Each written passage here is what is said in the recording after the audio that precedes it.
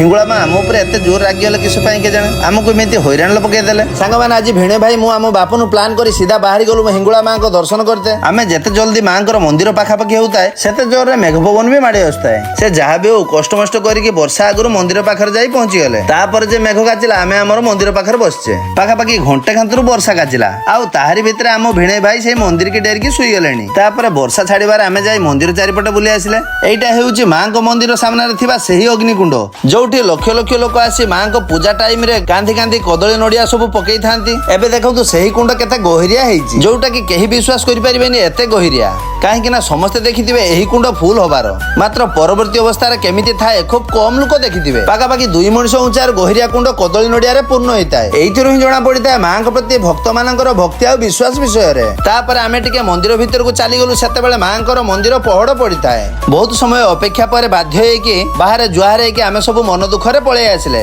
बोधे माँ आमको चाहुनतले दर्शन दवा पई देखिबा आउ केबे प्लान करी माँ को पाखକୁ आसीबा रहिले जय माँ हिंगुला।